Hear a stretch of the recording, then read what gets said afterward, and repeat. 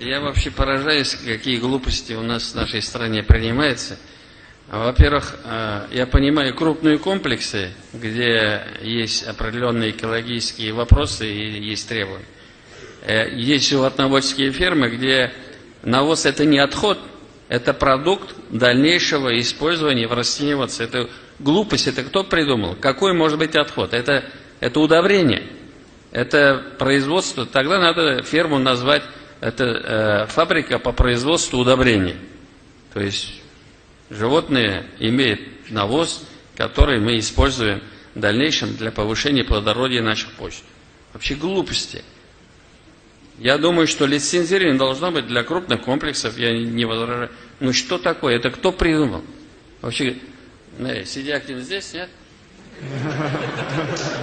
Ну что вы смотрите там? Ну зачем над людьми издеваться? Вот. И еще это серьезно, со штрафами, давай. И так уж никто корову не держит. Сделаем так, чтобы вообще животных не было. И будем все из-за границы покупать. Вообще глупости. Все в деревне мы выросли, этот навоз, он до последнего килограмма вносится в огород и в хозяйствах. Сегодня у нас специально есть программы, которые используют вот каждый килограмм для того, чтобы повысить свое плодородие. Значит, надо все это посмотреть, Минсельхоз. Кто у нас здесь? Аргодич. Кем ойлап таптысың мұны? Бұл ненде наудан кішілерінің не сон бұл? Но мы никак производство сворачивать не будем от этого? Нет, конечно, не будем. Это вообще, и пусть только кто-то попробует оштрафовать за то, что у него навоз.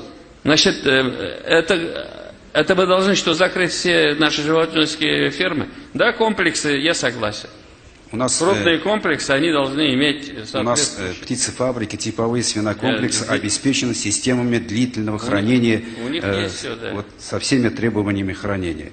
Давайте продумайте, значит, нашим экологам, вот экологам есть куда идти. Вот пусть идут на свалку, пусть идут вот где мусор, а не там, где навоз.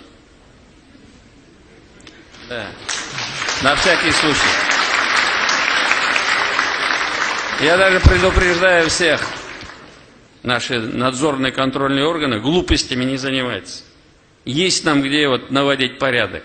Вот там надо наводить порядок. А там, где навоз, это продукт, который идет в дальнейшее, значит, это безотходное производство.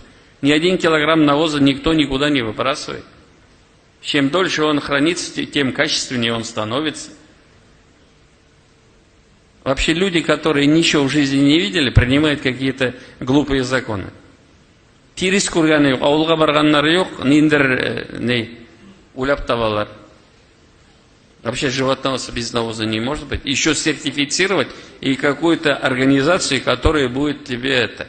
Ну как... Даже слов не нахожу, ладно.